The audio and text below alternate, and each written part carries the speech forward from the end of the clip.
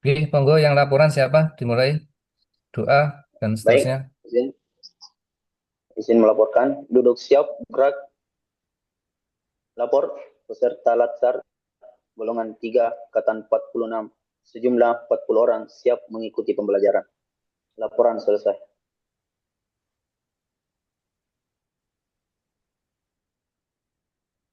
Nih, lagu dulu, monggo.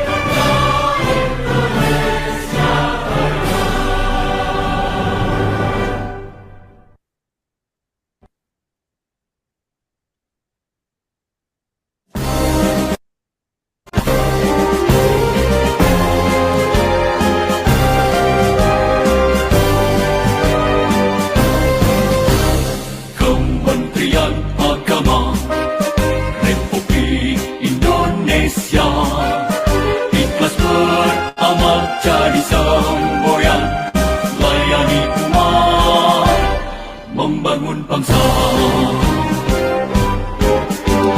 Berkhidmat untuk umat dalam keberagaman, bersatu padu bergerak dan berkarya, wujudkan negeri yang damai.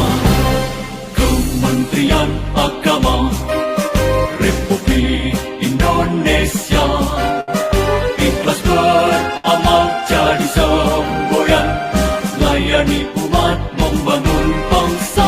Ikhlas beramal jadi semboyan, layani umat, membangun bangsa. Berkhidmat untuk umat dalam keberagaman, bersatu padu bergerak dan berkarya, wujudkan negeri yang damai. Berkhidmat untuk umat, membina, membimbing dan mendidik, wujudkan masyarakat taat beragama, wujudkan masyarakat sejahtera lahir dan batin. Berkhidmat untuk umat, membina, membimbing dan mendidik, melakukan kerukunan umat dan antar umat beragama, beramal ma'ruf nahi munkar, jalani kehidupan. Khidmat untuk umat, untuk perdamaian, untuk Indonesia jaya. Khidmat untuk umat, untuk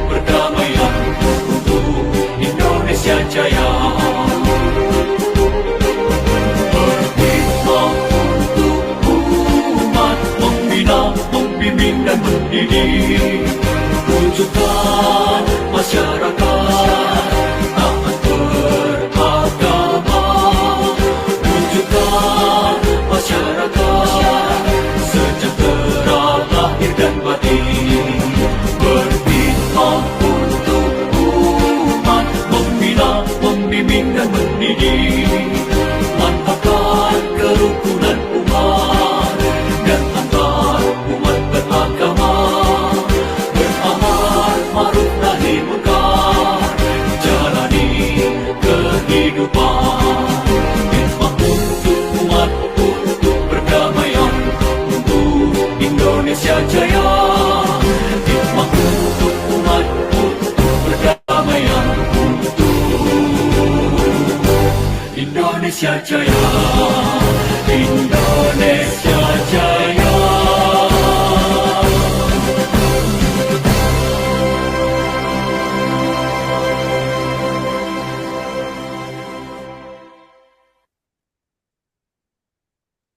Monggo doa. Baik, Bismillahirrahmanirrahim.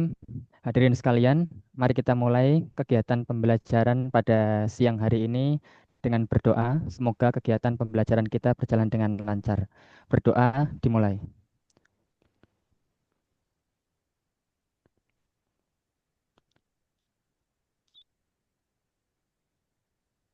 Selesai. Terima kasih dari kami. Wassalamualaikum warahmatullahi wabarakatuh. Waalaikumsalam warahmatullahi wabarakatuh. Oke, baik, terima kasih Bapak Ibu yang kami hormati. Eh, Sebelum dimulai pembelajaran ini, kami akan eh, perkenalkan sekilas Bapak Ibu. Ini yang sudah hadir di sebelah layar itu ada dua, sebelah kiri itu nanti yang akan membersamai Bapak Ibu untuk kelompok satu dan kelompok dua selama pembelajaran agenda 2. Nah, saya tadi cek ke jadwal, hari ini adalah sinkronus yang pertama untuk agenda 2 dan akan berakhir besok Senin lagi tanggal 8. Berarti kurang lebih 1 minggu Bapak Ibu akan dipandu oleh beliau berdua. Yang pertama Bu Lili Nurulia, S SMPD. Beliau adalah Widya Iswara Ahli Madya. Eh, pang golongannya pembina utama Madya, pangkat golongan nggih, pembina utama Madya 4D. Kemudian bersama dengan beliau Bapak Ahmad Subhan, nah, yang sebelah kanan nggih, Bapak Ahmad Subhan, SHI MSI, eh, sama beliau adalah Widya Iswara Ahli Madya. Kemudian pangkat dan golongan pembina utama muda 4C lah, ini sudah masih muda tapi pangkat golongannya sudah tinggi ya. Nah, nanti bisa menjadi motivasi bagi saya pribadi dan Bapak Ibu semuanya gitu. Jadi triknya itu apa itu? Eh, Triknya seperti apa kok bisa? Oke, baik, itu gitu Bapak Ibu. Jadi Bu Lili, Pak Subhan ini senyum-senyum kan berarti. Eh, Tadi padahal beliau itu setengah hari tadi sudah seminar ya, nguji kakak tingkat Bapak Ibu semuanya ini. Seminar dari jam 8 sampai jam 12. Tapi luar biasa semangatnya ini masih sanggup, masih kuat untuk melayani Bapak Ibu di pembelajaran agenda 2 nih. Baik, itu Bapak Ibu langsung saja kita akan bagi roomnya ke menjadi 2. Nanti Bapak Ibu bisa cek eh, yang bersama Bu Lili kelompok 1 2 nanti join di eh, kelompok 1 dan 2 ya, Bu Lili ya. Kemudian yang kelompok ini sudah ada nih kelompok 3 dan 4 bersama Pak Subhan. Ya, silakan Bapak Ibu. Nanti berakhirnya juga kami serahkan ke Pak Subhan dan Bu Lili ya. Mau diakhiri jam berapa? Langsung mawon nanti langsung ditutup di breakout room.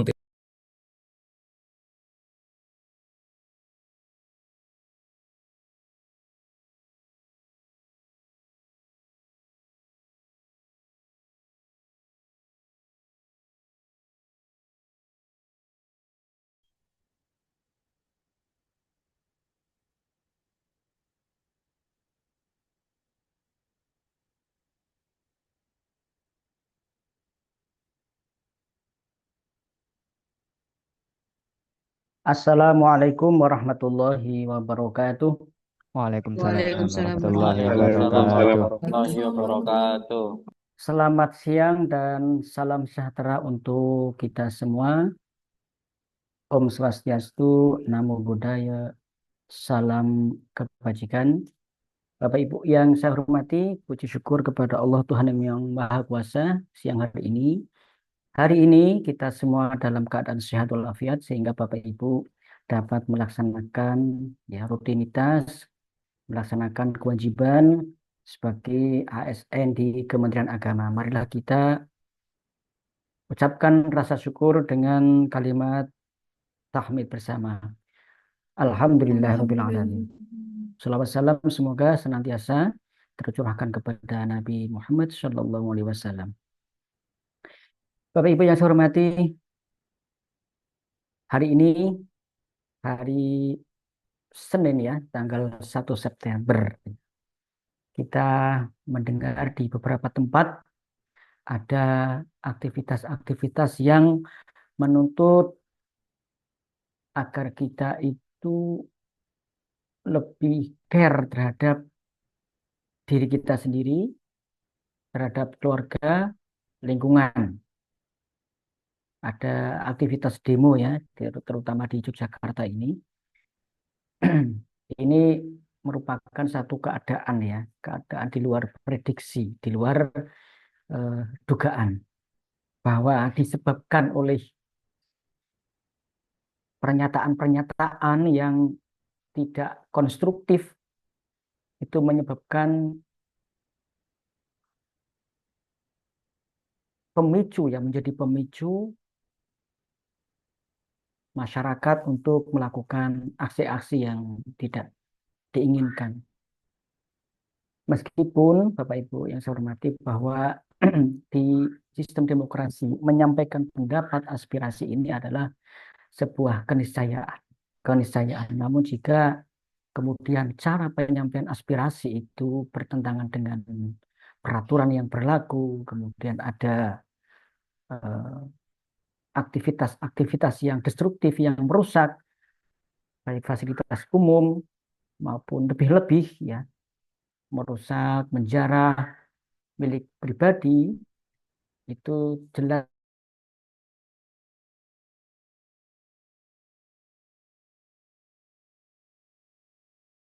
namanya nahbah. Nahbah itu adalah mengambil harta benda milik orang lain di saat kondisi kacau. Itu menurut Imam Nawawi adalah dosa besar. Adalah dosa besar. Nah, Bapak Ibu kita turut prihatin ya kondisi ini ya. Segera mendingin ya.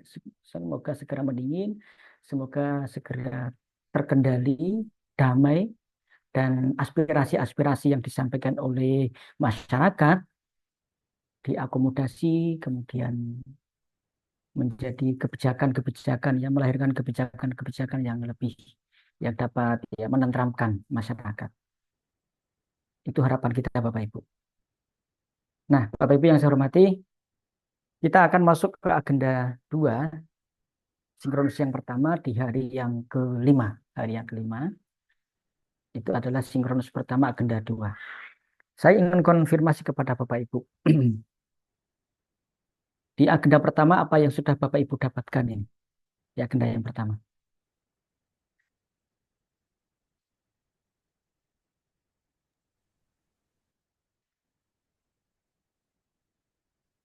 Apa yang sudah didapatkan di agenda pertama? Silakan Bapak Ibu berbagi. Mohon izin Bapak. Ya, silakan. Iya. Pak Ah, Rizky. iya, mohon maaf Pak, backgroundnya masih seperti Ya, kemarin saya perbarui. itu Sudah karena bisa. melawan ini ya, melawan cahaya.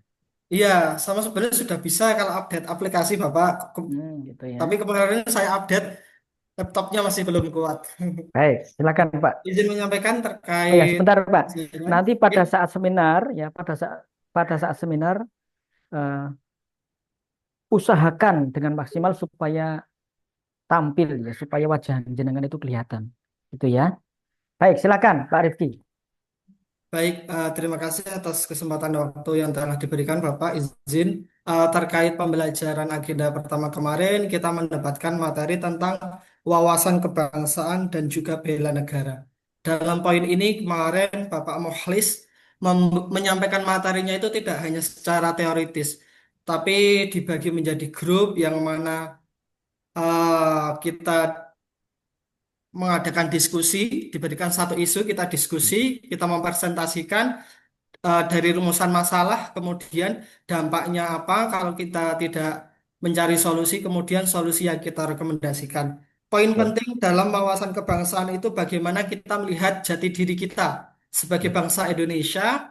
Kita memiliki wawasan kebangsaan yang harus kita ketahui. Jadi kita bisa tahu sikap apa yang harus kita ambil sebagai warga negara Indonesia. Kemudian poin penting dalam bela negara terkait dengan sikap, tekad, dan perilaku serta tindakan kita. Sebagaimana kita sebagai ASN di Kementerian Agama, kita mempunyai peran yang sangat penting.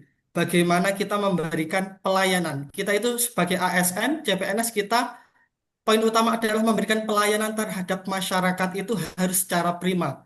Jadi bagaimana kita memberikan pelayanan kepada masyarakat secara prima dan juga menjaga integritas kita. Itu merupakan salah satu bentuk bela negara yang kita amalkan dalam kehidupan sehari-hari, yaitu melaksanakan peran sesuai dengan profesi masing-masing. Mungkin kalau Baik. dari saya cukup itu, Bapak. Ya, terima kasih. Kita aplaus Bapak Ibu untuk Pak Rifki ya. Kita aplaus, kita sematkan clap hands. Oke. Ada lagi yang ingin berbagi? Silakan. Sudah cukup panjang ya tadi diulas oleh Pak Rifki di agenda satu apa yang Bapak Ibu terima, apa yang Bapak Ibu dapatkan. Barangkali ada yang ingin menambah, dipersilakan. Yo, gantian yang ibu-ibu, yo semangat. Ibu-ibu semangat, silakan.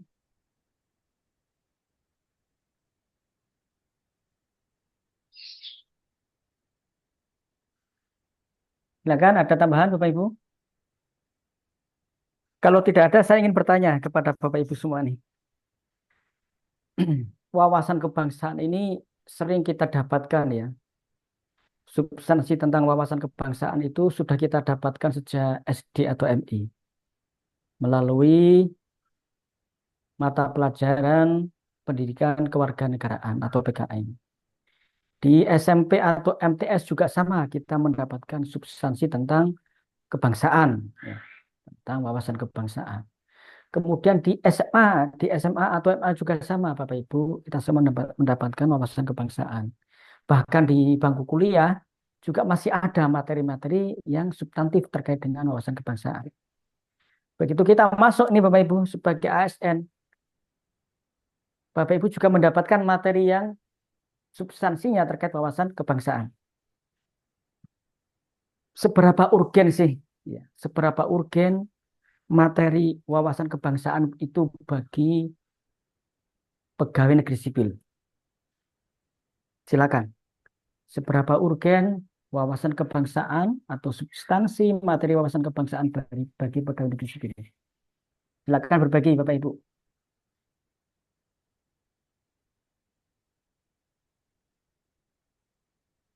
Padahal sudah didapatkan ya sejak pendidikan formal.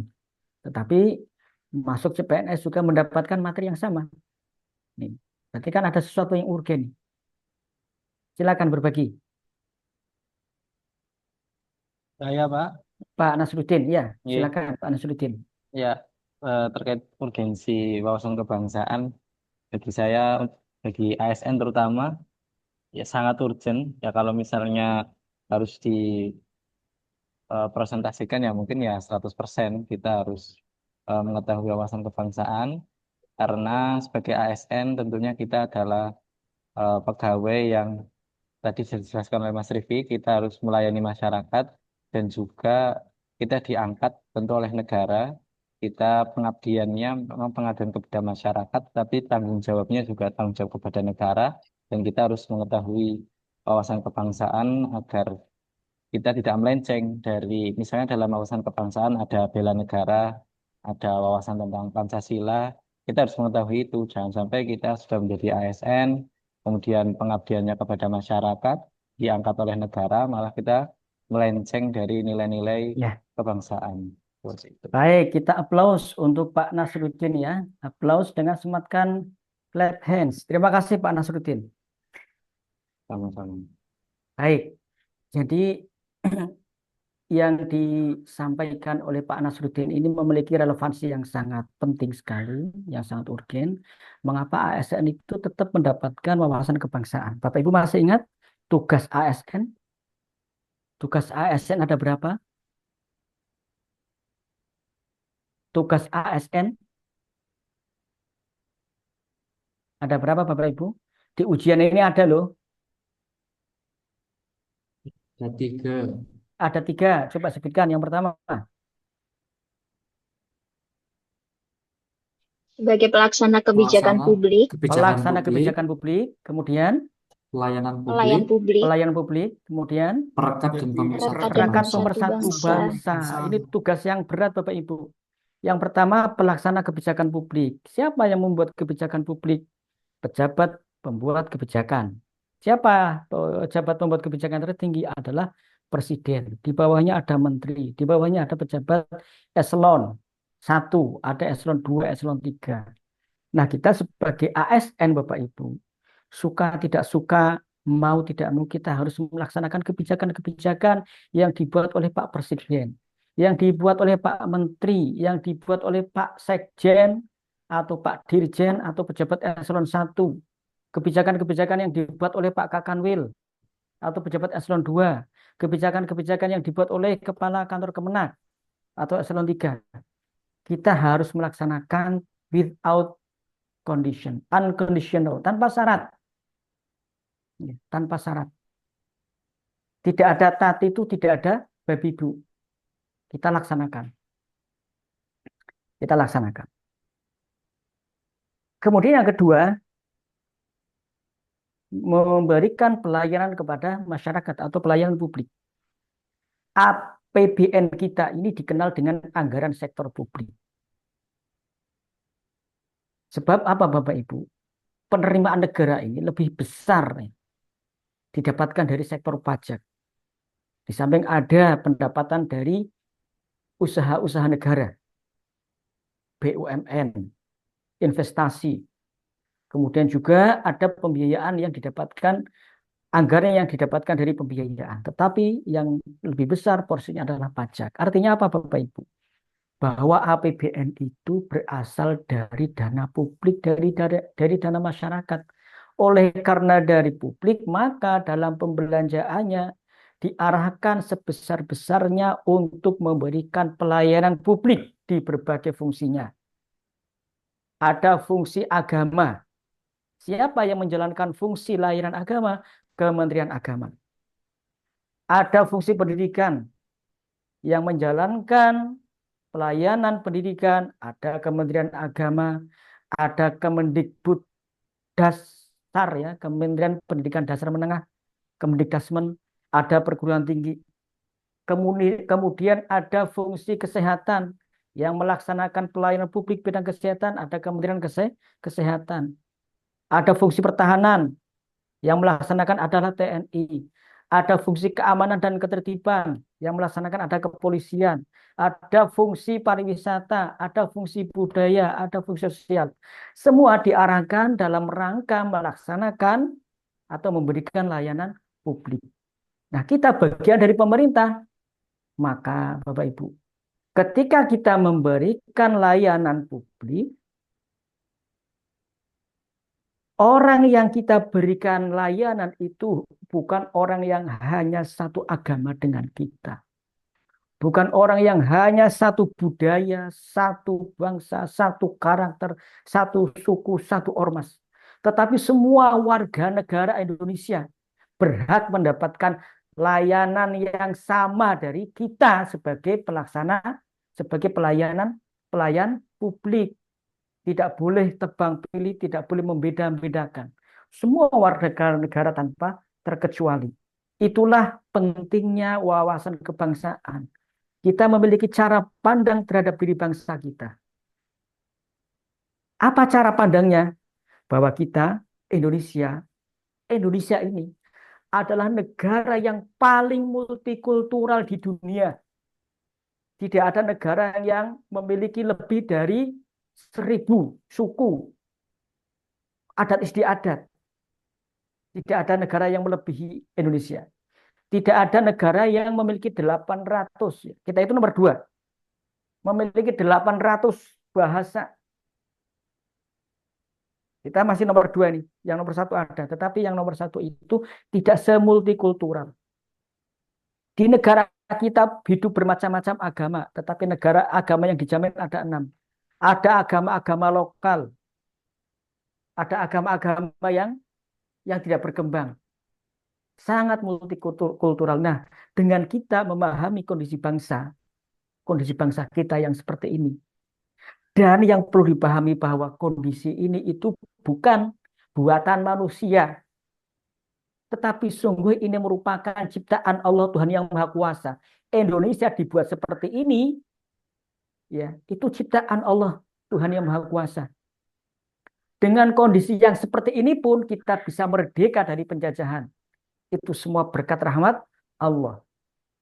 Karena itu setelah kita memiliki cara pandang seperti ini sebagai ASN, tidak ada lagi alasan, tidak ada lagi cara kita memberikan layanan yang membeda-bedakan, layanan yang diskriminatif. Itu tidak boleh terjadi di pemerintah.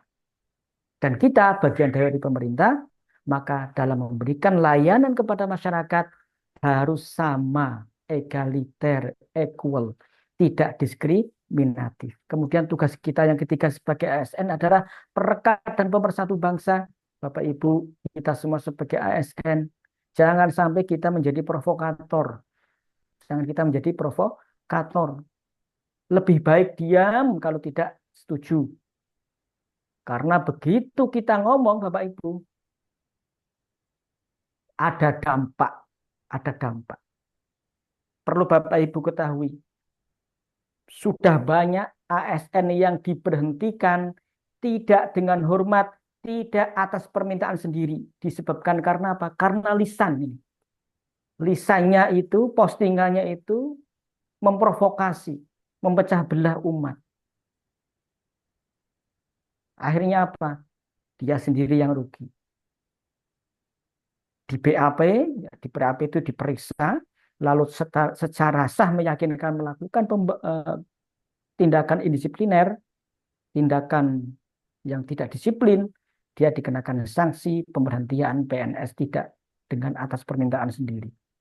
Maka Bapak Ibu, ketika kita sudah tekad menjadi bagian dari pemerintah, khususnya Kementerian Agama, maka pastikan diri kita itu menjadi bagian solusi dari konflik yang terjadi di tengah kita.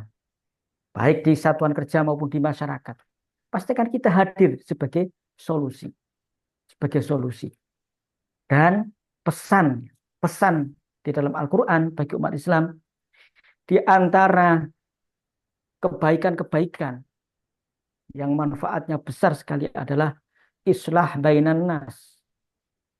Mendamaikan di antara manusia yang saling berkonflik. Itu tugas kita sebagai umat. Pesan agama demikian. Artinya apa? Tugas ASN relevan dengan pesan agama. Menjadi perekat dan pemersatu bangsa. Itulah urgensi wawasan kebangsaan, kemudian nilai-nilai dasar bela negara, dan nanti pada akhirnya ada kesiapsiagaan bela negara yang sudah Bapak Ibu dapatkan di agenda 1. Nah, Bapak Ibu yang saya hormati, cara kita melaksanakan tugas ya. Tadi kan disebut ada 3 tugas ASN. 1, pelaksana kebijakan publik, pelayan publik, perekat dan pemersatu bangsa. Nah, cara kita melaksanakan tugas itu didasarkan pada nilai-nilai dasar ASN yang terkumpul dalam akronim berakhlak. Jadi cara kita melaksanakan tugas itu ada nilai-nilainya.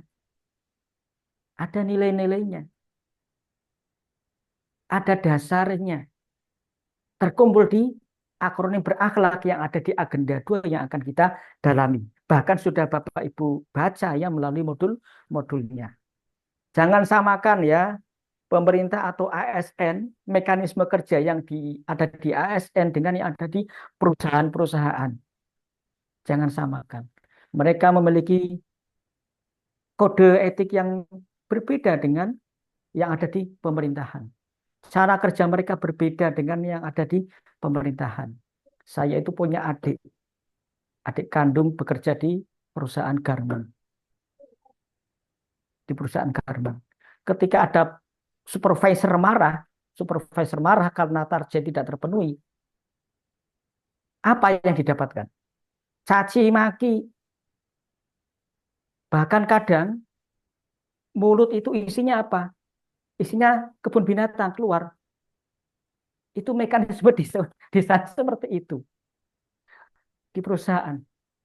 Jadi saya kadang cerita, waduh saya habis gini tidak karena tidak kena target, saya dihabisi sama wah dengan kata-kata yang keras, yang kasar.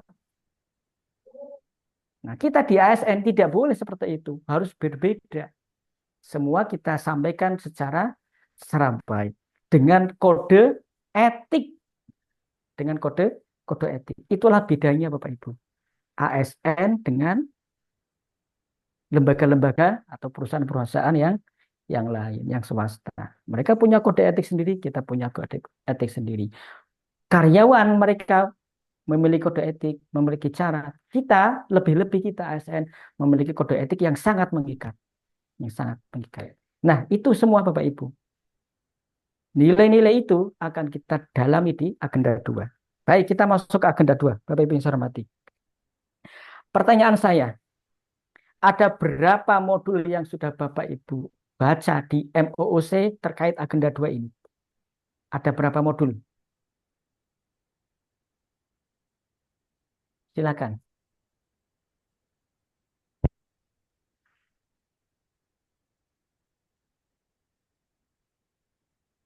Bapak Ibu sudah mengikuti MOOC kan? Sudah mengikuti MOOC kah? Kalau iya, anggukan kepala. Ya. Jadi kayak ngetes orang ini ya, orang sakit ya. Pak, kalau dengar anggukan kepala gitu. Hidupkan mic ya Bapak Ibu ya. Kalau mau bicara hidupkan mic ya. Jangan kayak ngetes orang mau orang sakit itu. Kalau paham anggukan kepala atau kedipkan mata itu kan berarti wis nemen lorone wis nemen itu ya. Baik, Bapak Ibu sudah membaca modul di MOOC? Sudah, Pak. Ya, ada berapa modul? Ada 7 modul. Ada 7 modul. Modul pertama berbicara tentang Berorientasi pelayanan. berorientasi pelayanan. Modul kedua Akuntabel. akuntabel. Ketiga kompeten. Keempat harmonis. Kemudian loyal. Kemudian adaptif dan kolaboratif. Semua terkumpul dalam akronim berakhlak. Dan itu menjadi core value. Core value itu nilai dasar yang harus diterapkan oleh ASN. Saya ingin cerita flashback ke belakang Bapak Ibu. Di Inpres ya. Perpres ya, saya sebut Perpres bukan Inpres. Perpres nomor 101. Peraturan Presiden nomor 101 tentang pelatihan PNS. Ada 2. Ada pelatihan prajabatan dan pelatihan dalam jabatan. Pelatihan prajabatan diperuntukkan bagi para calon pegawai negeri sipil. Dulu namanya prajabatan, bukan kayak sekarang Latsar CPNS bukan. Dulu itu namanya diklat prajabatan. Bapak Ibu kalau punya saudara atau orang tua yang PNS bisa tanya. Bisa tanya, dulu namanya apa? Dulu namanya prajabatan. Materi-materi yang dikaji di dalam prajabatan itu materi-materi yang sifatnya teknis. Modul saja. Materi yang berkaitan dengan nilai dasar itu adalah 2. Pelayanan prima dan etika budaya kerja. Yang lain sifatnya teknis. Seperti manajemen kepegawaian. Kemudian sistem perkantoran modern. Jadi tidak sebanyak saat ini. Nah, kemudian ada perubahan kurikulum dari diklat prajabatan menjadi diklat prajabatan pola baru. Diklat prajabatan pola baru sudah mulai ada atau dimasukkan nilai-nilai dasar PNS. Itu dimulai ketika tahun 2016-2017. 2016-2017. Kurikulumnya berubah dari yang tadinya prajabatan menjadi diklat prajabatan pola baru. Nilai dasar yang ditanamkan terkumpul dalam akronim ANEKA. ANEKA itu anti korupsi, nasionalisme, etika publik, komitmen mutu, dan akuntabel. Anti korupsi, nasionalisme, etika publik, komitmen mutu, dan akuntabel. Aneka. Jadi ASN harus anti korupsi, ASN harus memiliki jiwa nasionalisme, ASN harus memiliki etika publik, ASN harus memiliki komitmen mutu, ASN harus akuntabel. 5 nilai dasar ASN di kurikulum Aneka. Nah, sekarang berubah. Tahun 2019 itu mulai ada perubahan kurikulum. Dan namanya menjadi Latsar CPNS. Pelatihan dasar CPNS. Nilai dasar yang ditanamkan terkumpul dalam akronim berakhlak. Oke. Jadi ada berapa? 7 modul. Baik. Yang pertama, apa yang Bapak Ibu dapatkan dari modul berorientasi pelayanan? Silakan berbagi. Modul berorientasi pelayanan. Silakan berbagi.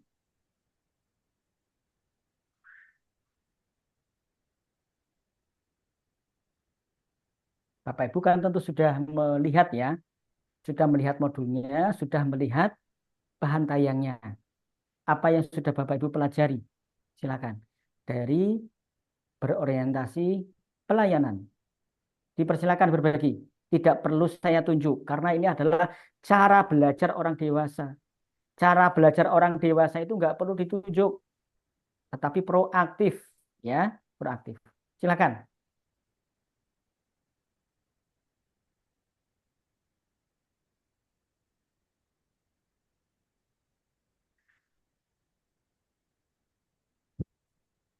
Ya, silakan Bu Umi. Ya. Untuk berorientasi pelayanan yang ingin saya sampaikan ada 3 poin di sini. Ya. Yang pertama, memahami dan memenuhi kebutuhan masyarakat. Artinya Ya. sesuai dengan jabatan yang kita jalani. Kalau saya sebagai guru, berarti masyarakat di sini adalah siswa yang saya layani. Kemudian yang kedua, ramah, cekatan, solutif, dan dapat diandalkan. Artinya kita dalam melaksanakan tugas itu harus cekatan, harus cepat, harus solutif, dan dapat diandalkan oleh masyarakat. Kemudian yang ketiga, melakukan perbaikan tiada henti. Artinya dalam bekerja kita tidak mudah puas, tetapi harus melakukan perbaikan-perbaikan inovasi setiap hari. Seperti itu, Baik. Bapak. Baik, ya, kita aplaus Bapak Ibu untuk Ibu Umi ya. Terima Nah, kasih, Bapak. dari 3 itu melakukan tidak berpuas diri dan seterusnya.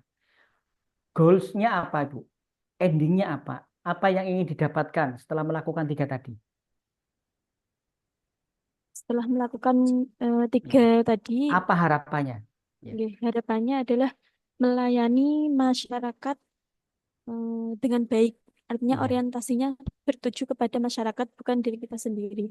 Iya, tujuannya kepada masyarakat. Maksimal pelayanan yang prima. Supaya apa, Bapak Ibu? Supaya apa? Supaya masyarakat Masyarakat percaya dan puas. puas. Iya. Jadi totalitas kita memberikan layanan kepada masyarakat. Bagi guru, siapa yang dilayani adalah Siswa, kemudian siswa, orang tua, kemudian wali murid. wali murid. Siswa, wali murid. Kalau guru di madrasah itu kan hampir waktu itu, apalagi kalau di MI ya. MI itu kan biasanya warganya itu rumahnya dekat. Itu hampir ya lebih dari jam kerja kita memantau Bahkan kadang ada murid yang tanya, kemudian wali murid yang tanya, datang ke rumah. Ada banyak guru-guru yang memiliki dedikasi yang tinggi dalam memberikan layanan pendidikan kepada masyarakat. Itu yang guru. Kemudian yang penghulu. Penghulu juga demikian, memberikan layanan yang terbaik kepada masyarakat. Layanan yang prima. Penyuluh juga demikian. Penyuluh, kemudian ada dosen. Ada dosen juga demikian. Saya itu salut ya, ada dosen yang sudah bergelar profesor, tetapi dia masih masih menunjukkan dedikasinya yang luar biasa dan mau membimbing mahasiswa yang S1. Jadi bukan hanya yang mengambil S3, tetapi yang S1 justru. Bahkan menurut Kepala Departemen Politik di UGM, justru yang profesor ini sebaiknya mengajar S1 supaya yang S1 ini memiliki fondasi epistemologi keilmuan yang kuat. Bukan kemudian yang S1 diajarin S2, kemudian diajar S3. Justru yang profesor itu sebaiknya yang ngajarin S1. Sehingga yang S1 itu memiliki fondasi epistemologi keilmuan yang kuat. Ini saya salut kalau ada profesor ngajar S1. Nah, itu menunjukkan dedikasi keilmuan. Dedikasi keilmuan. Yang guru, yang dosen, yang calon dosen, harapannya nanti ketika dosen, Bapak Ibu yang dari calon dosen ya, setelah nanti suatu saat naik grade ya menjadi profesor, tetaplah dengan kebaikan-kebaikan, dengan dedikasi yang sudah Bapak Ibu lakukan mulai saat ini. Bila perlu ditingkatkan, jangan berubah, ya, jangan berubah. Sebab begini Bapak Ibu, ini masih berkaitan dengan berorientasi layanan. Ketika ini Bapak Ibu masih punya idealisme. Idealisme ini Bapak Ibu bawa. Sudah Bapak Ibu bangun ketika seleksi CPNS. Bapak Ibu sudah membangun idealisme. Lalu kemudian Bapak Ibu masuk lolos seleksi menjadi CPNS dan sekarang mengikuti Latsar. Kemudian nanti Bapak Ibu akan diangkat menjadi PNS. Bapak Ibu akan bergaul dengan pegawai-pegawai senior yang bermacam-macam. Ada pegawai senior yang etos kerjanya bisa dijadikan role model. Ada pegawai senior yang etos kerjanya sedang-sedang. Ada pegawai senior yang etos kerjanya tidak bisa diharapkan. Saya yakin Bapak Ibu ini memiliki idealisme ketika saya jadi PNS. Sebagai bentuk syukur saya akan begini. Memberikan yang terbaik. Pesan saya, pertahankan itu semua Bapak Ibu. Hatta sehingga walaupun Bapak Ibu harus bergaul dengan macam-macam tadi. Dengan berbagai macam karakter, etos kerja yang berbeda-beda. Tetaplah dengan idealisme, menjunjung tinggi etos kerja. Harapan saya Bapak Ibu tidak terpengaruh. Tidak terpengaruh. Dan itu semua Bapak Ibu, kebaikan-kebaikan yang Bapak Ibu lakukan akan kembali kepada Bapak Ibu semua. Yang tadinya etos kerja tinggi, pertahankan. Meskipun harus bergaul dengan pegawai-pegawai yang mungkin etos kerjanya sedang-sedang atau rendah, Bapak Ibu tetap pertahankan. Bila perlu ditingkatkan. Biasanya orang kan begitu. Ketika awal jadi PNS itu kelihatannya itu sigap. Nanti ketika bergaul nih, lama-lama mulai perhitungan. Lama-lama mulai perhitungan. Kemudian mulai banyak pertimbangan. Itu yang saya amati seperti itu. Nah, pesan saya Bapak Ibu, tetap jaga idealisme, tetap jaga etos kerja. Gitu ya. Supaya apa? Bapak Ibu menunjukkan berorientasi pelayanan. Berorientasi pelayanan adalah memberikan layanan prima yang goals-nya, tujuannya adalah kepuasan masyarakat. Itu ya. Baik, sekarang modul yang kedua. Modul yang kedua adalah berakhlak. A-nya itu akuntabel. Silakan, apa yang sudah Bapak Ibu pelajari dari akuntabel? Yang sudah Bapak Ibu dapatkan dari modul atau bahan tayang akuntabel.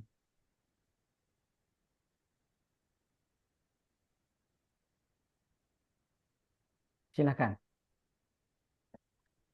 Ya, ada yang mau berbagi?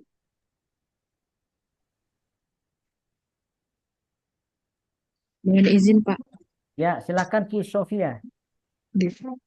Untuk nilai akuntabel itu yang pertama sebagai ASN harus bekerja dengan jujur, disiplin dan penuh tanggung jawab. Kemudian setiap tindakan seorang ASN itu dapat dipertanggungjawabkan sesuai regulasi yang berlaku. Kemudian seorang ASN harus mengelola sumber daya negara secara efisien dan Efektif. dan transparan serta efektif, Pak. Baik. Oke, terima kasih Bu Sofia. Kita aplaus Bapak Ibu.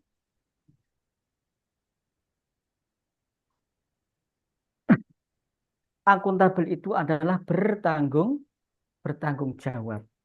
Bertanggung jawab kepada siapa? Kepada pemberi amanah. Kalau kita runut, sesungguhnya yang memberi amanah itu adalah masyarakat. Jadi masyarakat yang sudah setor pajak, itu sebetulnya ya, kalau kita runut, mereka itu menginginkan kita melakukan tugas sesuai dengan jabatan masing-masing. Nah, bentuk pengembalian, ya, bentuk tanggung jawabnya adalah itu tadi, memberikan pelayanan. Bentuk tanggung jawabnya. Bagi yang guru, bentuk tanggung jawabnya adalah melaksanakan tugas sebagai guru. Kepada siapa? Kepada masyarakat. Bagi yang penyuluh juga sama, memberikan penyuluhan keagamaan kepada masyarakat. Bagi yang penghulu juga seperti itu, memberikan fasilitasi pernikahan bagi masyarakat. Jadi sesungguhnya ketika kita melakukan kerja kita itu adalah bentuk tanggung jawab.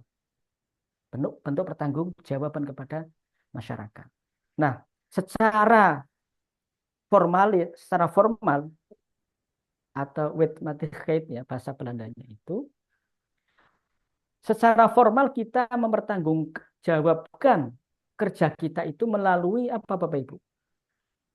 Melalui kinerja, evaluasi kinerja. Bapak Ibu sudah membuat EKIN tahu? Sudah membuat evaluasi kinerja kan? Itu formalitas dalam hal apa? Pertanggungjawaban jabatan Bapak Ibu. 1 bulan ini saya mengerjakan ini. Dalam 1 tahun total saya mengerjakan ini. Itu merupakan bentuk pertanggungjawaban atas apa? Atas gaji, pendapatan yang kita terima dari negara. Pendapatan yang kita terima dari negara. Itu bentuk pertanggungjawaban formalnya.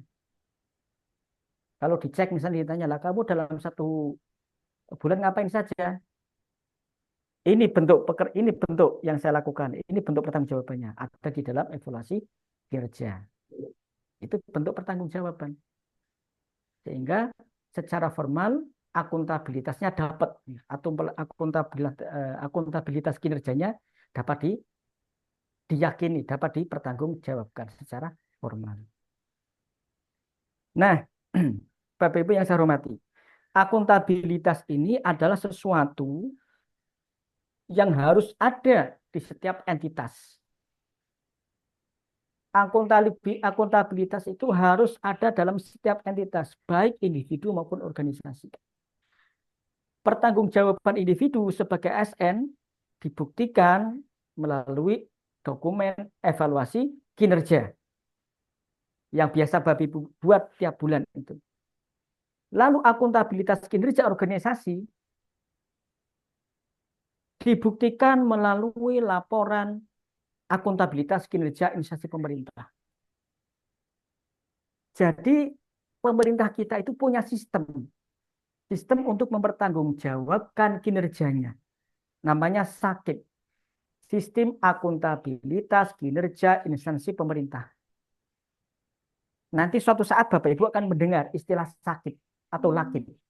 Nah, sistem akuntabilitas kinerja instansi pemerintah ini kalau dilakukan itu akan menghasilkan laporan akuntabilitas kinerja instansi pemerintah. Di setiap satuan kerja harus menunjukkan, harus membuat laporan akuntabilitas.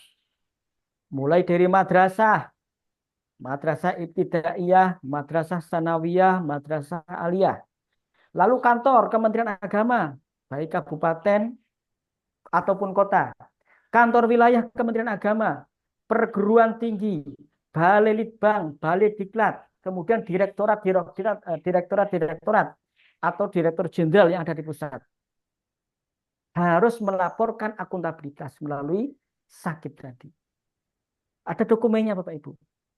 Di dalam SAKIP itu, ya, di dalam laporan akuntabilitas kinerja itu ada sejumlah anggaran. Tercantum anggaran yang dikelola. Lalu tercantum juga bentuk kerjanya.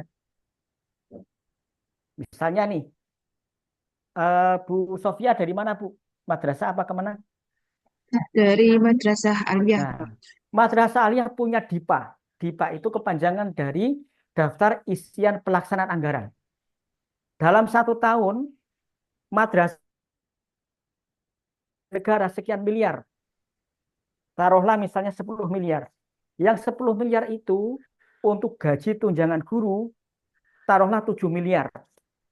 Kemudian yang 3 miliar digunakan untuk operasional sekolah. Ada BOS, untuk langganan listrik, air, telepon. Kemudian misalnya untuk in-house training, untuk belanja ATK. Nah, pembelanjaan tadi baik untuk gaji tunjangan, untuk BOS misalnya, atau misalnya ada bantuan siswa miskin ya, ada dulu ya. Kemudian ada ATK, itu harus ada dokumennya, harus ada buktinya. Baik bukti keuangan maupun bukti kinerjanya. Itu namanya sistem akuntabilitas kinerja instansi pemerintah. Wujudnya apa? Laporan akuntabilitas. Nah, maka penting Bapak Ibu untuk kita sadari bahwa kita itu mempertanggungjawabkan setiap rupiah yang kita terima kepada masyarakat dalam bentuk pelaksanaan tugas jabatan. Baik, selanjutnya kompeten. Siapa yang akan berbagi tentang kompeten? Yang sudah Bapak Ibu dapatkan modul kompeten, silahkan.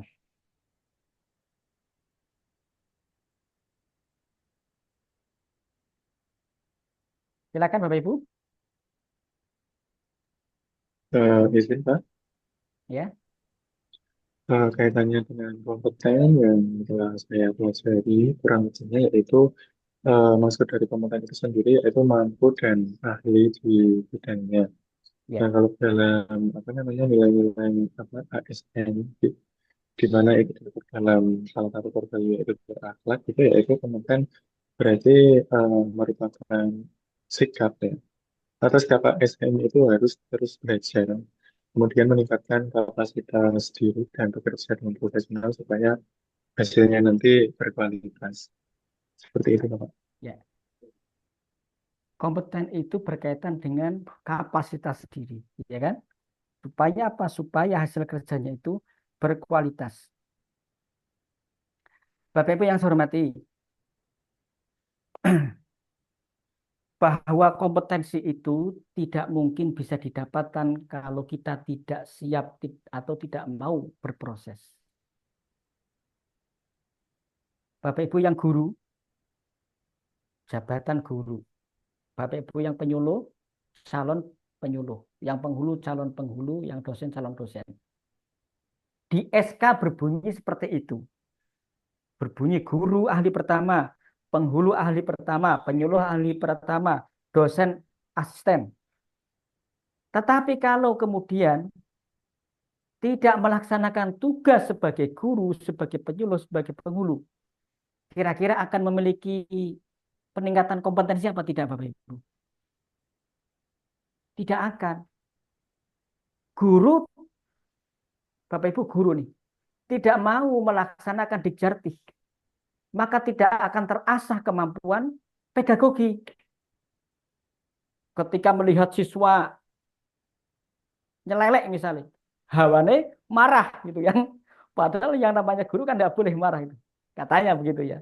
Nggak boleh menunjukkan kemarahan di depan siswa. Kemudian yang penghulu. Yang penghulu. Ketika penghulu tidak melakukan tugasnya sebagai penghulu, tidak akan terasah kompetensinya sebagai penghulu. Yang penyuluh juga demikian. Ketika ada PNS dengan jabatan penyuluh tidak mau melaksanakan tugas kepenyuluhan, maka dia tidak akan terasah kompetensinya. Ketika berada di depan podium misalnya, di podium di depan grogi. Lupa apa semua yang akan disampaikan. Dosen juga demikian. Oleh karena itu Bapak Ibu saya ulangi, bahwa kompetensi itu tidak akan kita peroleh jika kita tidak mau berproses dan belajar. Nah sekarang dalam hal belajar, guru, penghulu, penyuluh, dosen, prakom, humas, jabatan-jabatan yang saya sebut itu adalah jabatan yang ada di PNS. Tidak akan meningkat kompetensinya. Kompetensinya itu saja tidak akan meningkat jika tidak ada tekad untuk mengembangkan kompetensi. Maka penting bagi ASN untuk satu, berproses.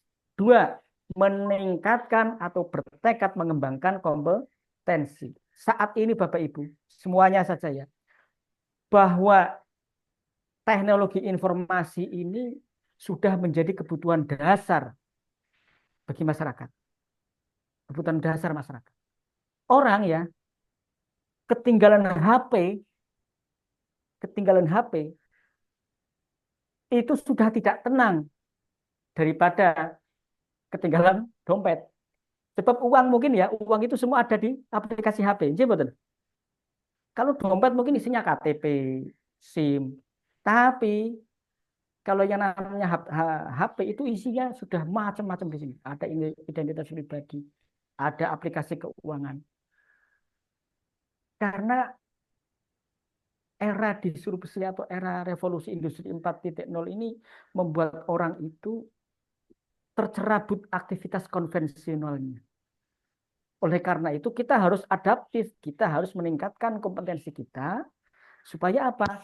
Supaya mampu mengikuti, memenuhi kebutuhan masyarakat.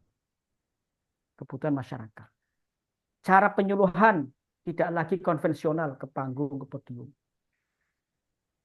Cara pembelajaran tidak lagi mengandalkan alat-alat yang manual, papan tulis, tetapi manfaatkan peralatan-peralatan digital yang dimiliki oleh siswa. Nah, dengan kita mau berproses dan bertekad untuk mengembangkan kompetensi, maka yakinlah kita akan menjadi ASN yang profesional. Selanjutnya, modul harmonis. Silakan, modul harmonis. Siapa yang ingin berbagi? Modul harmonis. Izin Bapak. Ya, silakan, Bu Sinta. Ya, nilai harmonis ini erat kaitannya dengan keanekaragaman yang tadi Bapak jelaskan, Ge. Karena dengan keanekaragaman yang ada di Indonesia, maka kita sebagai ASN harus mewujudkan nilai harmonis ini. Salah satu perannya yang pertama adalah kita sebagai ASN harus bersikap netral dan adil.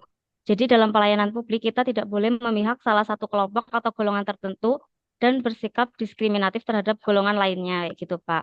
Kemudian juga kita harus memiliki sikap toleran atas perbedaan-perbedaan yang ada. Jangan kita melayani publik hanya pada orang-orang yang dengan golongan yang sama dengan kita atau suku yang sama dan sebagainya. Sehingga dengan keanekaragaman tersebut kita tetap bisa menjaga satu kesatuan yang utuh. Terima kasih. Baik, terima kasih. Ya, kita aplaus ya, luar biasa kita aplaus kepada Ibu Sinta. Ya, harmonis. Apa yang kita yang kita hadapi nanti Bapak Ibu, apa yang kita hadapi nanti di tempat kerja, Bapak Ibu akan melihat banyak perbedaan-perbedaan. Bapak Ibu akan melihat banyak perbedaan-perbedaan. Ada perbedaan karakter, ada perbedaan budaya, ada perbedaan pendapat, ada perbedaan pendapatan. Ya. Bapak Ibu ini baru 80% ya gajinya ya. Ya kan? Itu sudah berbeda dengan golongan 3A yang definitif. Ya. Huruf C itu harganya 20% loh itu. Huruf C. Harganya 20% dari gaji Bapak Ibu. Antara golongan 3A berbeda dengan 3B. 3B berbeda dengan 3C. Berbeda pendapatan.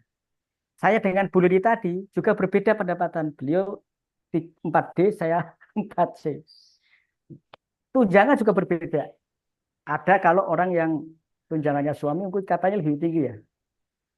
Tunjangannya ada misalnya istrinya PNS, suaminya non PNS. Itu ada tunjangan suami.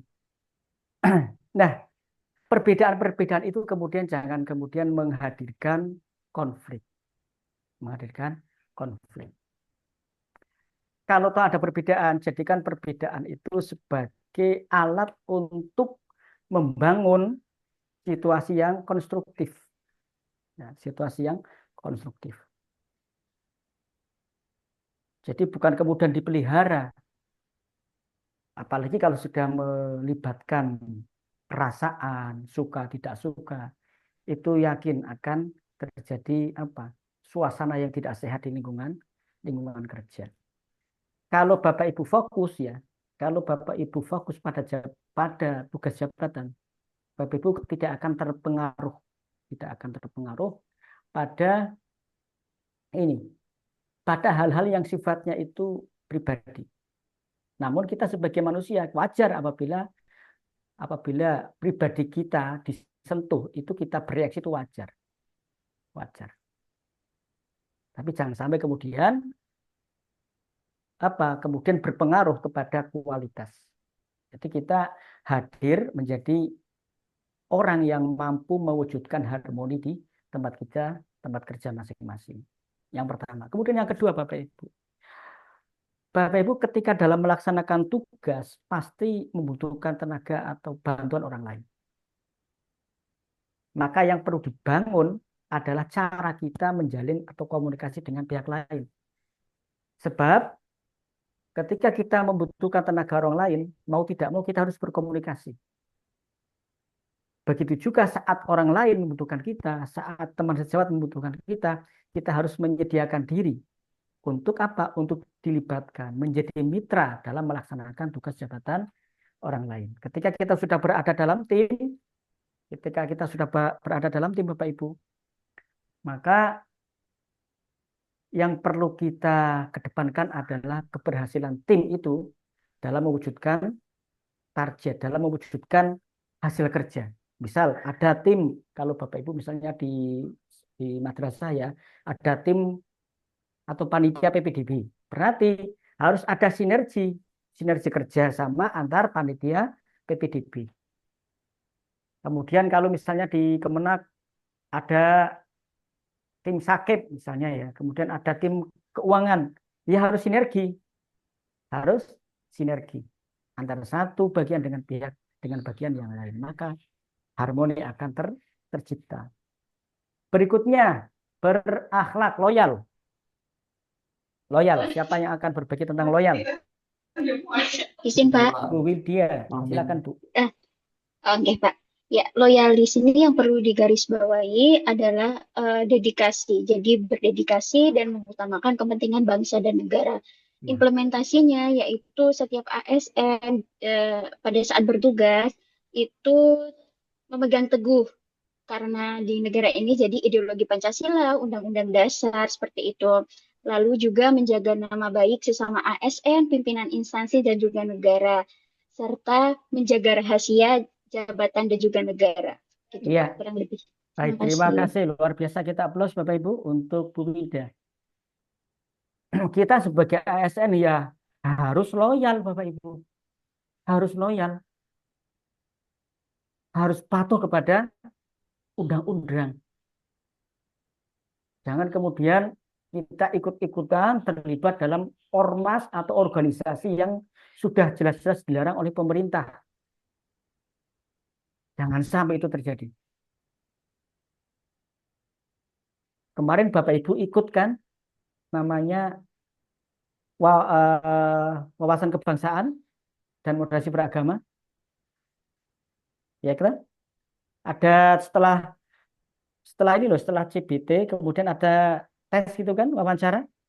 Nah, tujuannya itu Bapak Ibu untuk memastikan bahwa ASN yang direkrut sekarang itu betul-betul orang-orang yang setia kepada Negara Kesatuan Republik Indonesia, berideologi Pancasila, patuh kepada Undang-Undang 45, NKRI, Bhinneka Tunggal Ika, patuh pada pemerintah, tidak memiliki agenda tersembunyi. Jangan sampai ada yang takiyah, tahu nggak takiyah?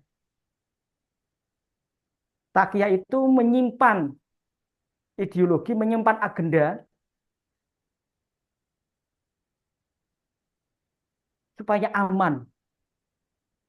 Wah, yang penting saya masuk dulu, nanti dari dalam saya akan memberikan pengaruh nih.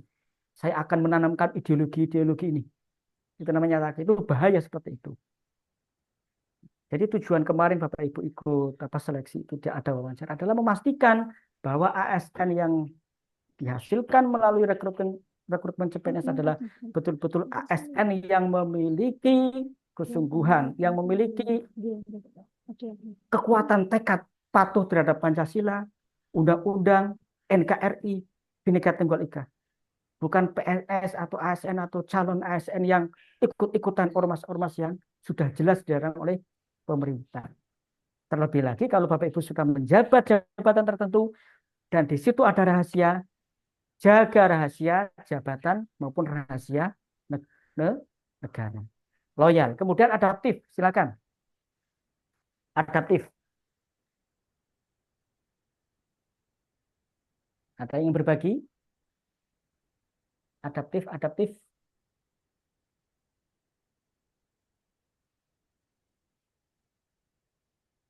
Silakan, adaptif. Mungkin Pak. Ya, silakan. Bu Baik. Nirmala. Ya, sejauh yang saya pelajari dari materi di emosi Bapak untuk adaptif sendiri lebih ditekankan kepada penyesuaian diri di perkembangan zaman saat ini terlebih kalau saya pribadi sebagai guru ASN ini kan di dunia pendidikan itu terus mengalami perkembangan Bapak ya baik perubahan kurikulum, metode pengajaran, kemudian teknologi pembelajarannya. Jadi sebagai guru juga harus bisa mengikuti perkembangan zaman. Terlebih anak-anak zaman sekarang sepertinya di era teknologi itu semakin pintar Bapak. Jadi Ya. guru nggak boleh kalah gitu. Terima kasih. Ya. Terima kasih. Kita aplaus untuk Bu Nirmala. Adaptif terhadap dinamika birokrasi dunia. Jadi dinamika birokrasi dunia ini sangat responsif terhadap perkembangan teknologi informasi dan komunikasi. Layanan-layanan publik didasarkan pada penggunaan teknologi digital. Jadi hampir sebagian besar layanan publik itu di dunia ini Bapak Ibu menggunakan bantuan teknologi digital. Nah, kita harus adaptif ya. Jadi bukan kemudian kita antipati, jangan sampai ya. Tidak ada lagi alasan mengatakan begini, saya tidak tahu, saya belum menguasai, saya tidak paham. Nggak ada lagi istilah seperti itu. Jadi Bapak Ibu harus siap, harus siap. Ketika dituntut menggunakan teknologi informasi, Bapak Ibu harus siap mengatakan, saya bisa. Saya bisa. Meskipun nanti Bapak Ibu bisa belajar sambil melaksanakan, belajar sambil berproses.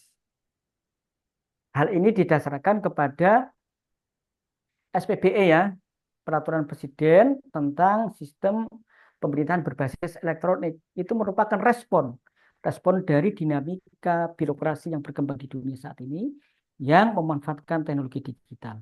Itu yang pertama. Kemudian yang kedua, dinamika perkembangan perubahan kebutuhan masyarakat ya. Dinamika masyarakat modern saat ini, masyarakat saat ini itu apa Bapak Ibu? Masyarakat sekarang itu ingin yang serba cepat, murah, berkualitas. Cepat, murah, berkualitas. Tidak ada lagi antri-antri. Tanda tangan kalau hanya butuh legalisasi, sebisa mungkin menghindari bolak-balik. Datang bawa fotokopi, lalu pulang lagi nunggu 1 hari, datang lagi. Sekarang bukan zamannya lagi. Sekarang orang inginnya apa? Legalisasi itu cukup via online, via carane. Via online, via carane itu yang kudu dipikir. Nggak peduli lagi via carane. Maka untuk menjawab via carane itu adalah memanfaatkan teknologi informasi. Ada namanya digital stempel digital. Itu menjawab kebutuhan tadi Bapak Ibu. Yang administratif bisa dipenuhi secara elektronik. Mengapa masih harus manual? Mengapa masih harus stempel basah, biru, merah? Sudah bukan zamannya lagi. Digital stamp ya sudah. Orang bisa bekerja secara online. Stempel nggak perlu lagi dengan tinta biru, tinta apa itu lagi, warna jingga nggak perlu. Pakai digital stamp. Itu dinamika masyarakat yang cepat, murah, berkualitas. Dan bahkan kalau kaitannya dengan keabsahan, memiliki kekuatan hukum. Itu dinamika yang harus kita respon. Kita harus adaptif terhadap perkembangan itu. Perkembangan yang pertama adalah terkait dengan dinamika perkembangan birokrasi dunia. Yang kedua, dinamika perkembangan kebutuhan masyarakat. Nah, terakhir kolaboratif. Silakan, kolaboratif.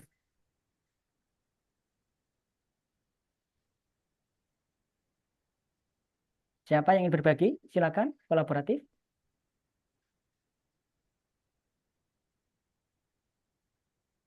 Ayo, satu lagi.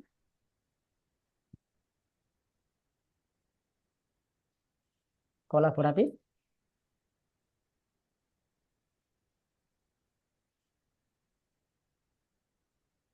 Kolaboratif, siapa orangnya? Bu atau Bapak ini? Izin, Pak. Pak. Baik, di modul kolaboratif bekerja sama, terbuka dan bersinergi. Contoh seorang guru bekerja sama membuat modul binaungi MGMP, fokus pada tujuan bersama bukan individu. Sekian Pak. Baik. Nah, Bapak Ibu yang saya hormati, kita aplaus untuk Bapak Muhammad Firdaus ya. Seorang ASN itu harus mampu menjalin jejaring kerja.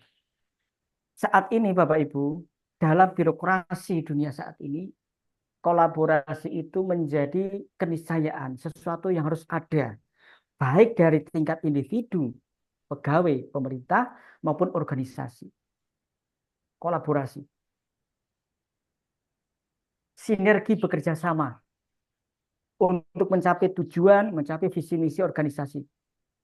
Jadi bukan lagi organisasi yang berkualitas itu diukur dari individu, bukan. Individu ini berhasil begini, tidak seperti itu. Tetapi apa Bapak Ibu? Kebersamaan, kolaborasi antara berbagai bidang. Maka kalau Bapak Ibu lihat itu di SKP, di ESKP, itu kan ada apa? Kinerja individu dan kinerja organisasi. Nah, ya kinerja organisasi ini menunjukkan apa? Menunjukkan kolaborasi di tiap pegawai. Menunjukkan kolaborasi.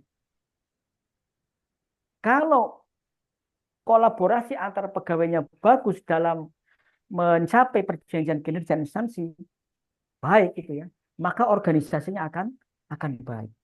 Nah, kalau di dalam pendidikan ini Bapak Ibu, di dalam pendidikan, di kurikulum 2013, barangkali dulu ada beberapa yang pernah bersentuhan, pernah berkecimpung, pernah bergumul dengan kurikulum 2013. Di antara kecerdasan abad atau kecakapan abad 21 adalah kolaborasi.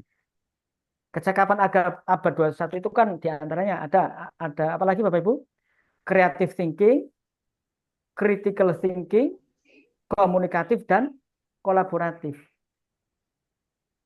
Jadi kalau kita lihat ya, kalau kita lihat kolaborasi ini merupakan bagian dari kecakapan yang harus kita miliki.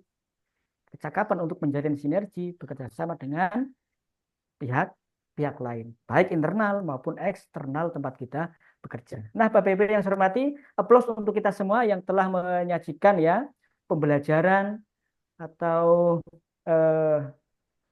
substansi dari setiap modul yang Bapak Ibu dapatkan, mulai dari berorientasi pelayanan sampai pada kolaborasi. Nah, sesungguhnya Bapak Ibu, di setiap modul itu kalau ingin kita peras ya, itu ada tiga komponen yang membantu Bapak Ibu mudah dalam memahami secara konseptual dan penerapannya.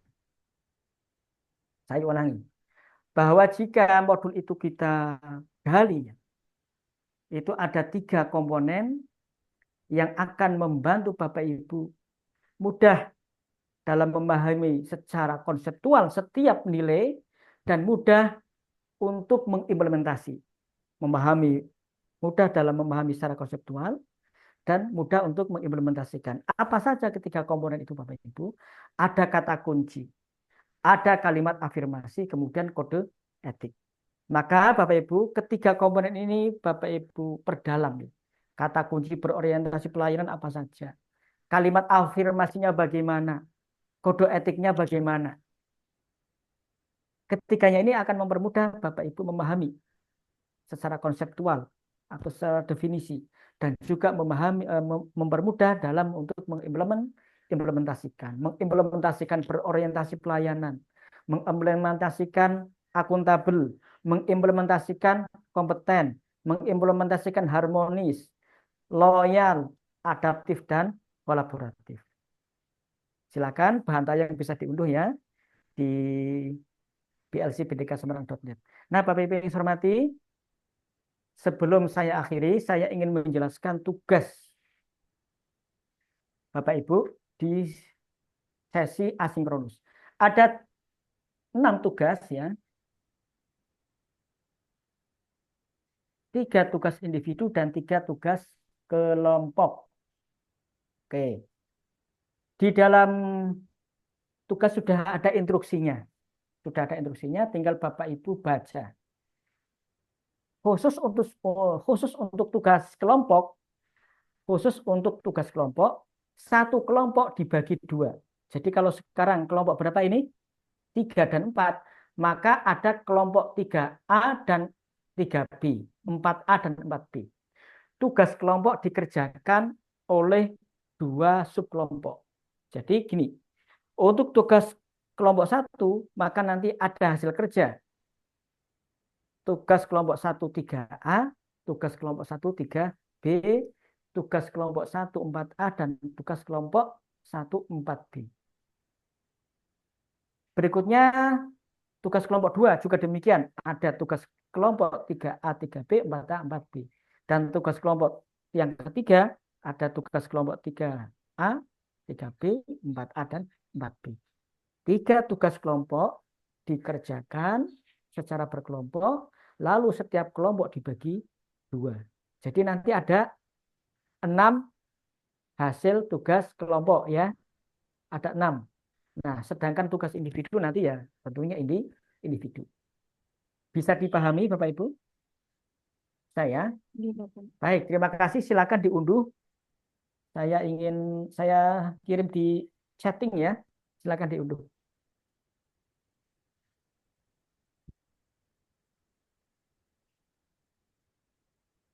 khusus untuk tugas individu dan kelompok hari ini, pengumpulan kalau di dalam lembar itu nanti malam jam 23.59. Nah, karena ini pertemuan sore, sudah sore Bapak Ibu, kami beri waktu untuk memperdalam ya supaya hasilnya maksimal.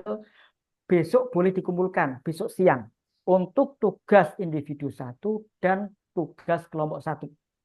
Dikumpulkan maksimal besok hari Selasa jam 12.00, jam 12 siang. Gitu ya. Baik, terima kasih Bapak Ibu. Semoga di pertemuan yang pertama ini Bapak Ibu semakin mendapatkan wawasan tentang core value atau nilai-nilai dasar PNS berakhlak. Insya Allah akan kita dalami lagi, ya, kita dalami lagi dalam sesi atau sinkronus yang kedua dan ketiga. Kita akhiri dengan bacaan tahmid bersama. Alhamdulillahirrahmanirrahim. Saya mohon maaf apabila ada salah. Saya akhiri. Assalamualaikum warahmatullahi wabarakatuh. Waalaikumsalam warahmatullahi wabarakatuh. Oke. Terima kasih Pak Subhan. Terima kasih Bapak Ibu. Terima kasih Pak Kowi. Saya izin live ya. Nggih, monggo. Nggih.